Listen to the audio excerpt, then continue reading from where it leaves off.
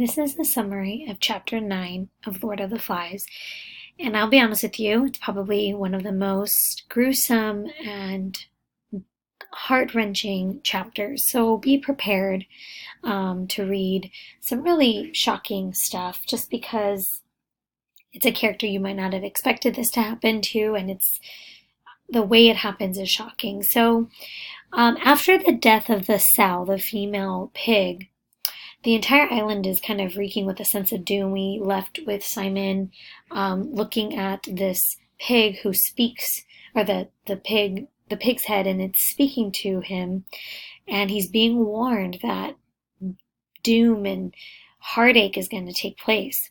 Simon wakes up from him passing out, and he is kind of enlightened. He is wanting to investigate the mountain and really figure out this beast because he really desires to bring freedom and light to the boys. He goes up the mountain, and guess what? He does realize that this beast is just simply a dead parachutist. He begins to untangle the line of the parachute, and it gets to begin to kind of flow with the wind because it's on top of the mountain, which is really windy. And it's very ambiguous if Simon actually takes the parachute down or if the wind propels the parachute down to the boys. Piggy and Ralph, and meanwhile, while that is happening, Piggy and Ralph are bathing in the ocean, and they wonder how Jack and the others are doing. They think of Jack's group, and they see that Jack's being completely idolized like a king, and Jack's speaking down to people and treating people very terribly. Jack offers Piggy and Ralph some meat, which is kind, but it's always with a price with Jack. Jack questions everyone if they want more, and after this, Jack and Ralph have another power struggle, because Jack and Ralph are definitely not on the same page when it comes to leadership. Jack distracts the boys with dancing around the fire, and they begin to reenact this hunt. And you have to envision it. It's kind of late afternoon. The sun's going down. It's hard to see. It's kind of like silhouettes of boys around a fire. There's, kids, they're covered with paint and they look dirty, and everyone just, it doesn't look very civilized. And the energy is starting to pick up because they're reenacting this hunt. All of a sudden, they see this figure running from the mountain, this huge figure, and they all freak out. They think it's the beast. They all grab their spears and they all start swarming at this big figure. And unfortunately, the boys mistaken the beast for Simon, who was just trying to simply tell them that the beast was not real, that it was this dead parachutist.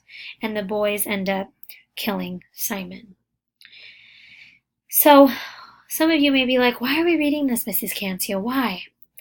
And to be honest, it's not at all about the gruesome, bloody scenes that you're reading about. Because yes, I know this author, he does write very graphic at times, but it's really to show what human nature is capable of. I know we've been talking about bullying earlier in the year, and not saying we will ever get to this extreme, to where we would stab people with spears. Like, obviously, God willing, that would never ever take place in your lifetime, but we do hurt in a different way. We hurt people with our words. We hurt people through social media, through gossip. These are still very toxic and evil acts that we as humans partake in for fun, to feel better about ourselves.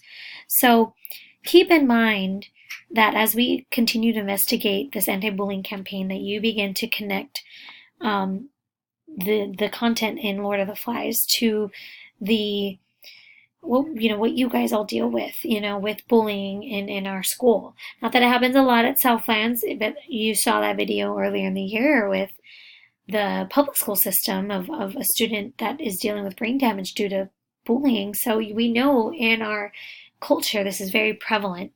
So keep in mind, Simon is considered the superego, the Christ figure in this book, and he does resemble the death of innocence and morality. So the boys have been completely dehumanized at this point, and they are now giving into their impulse to kill.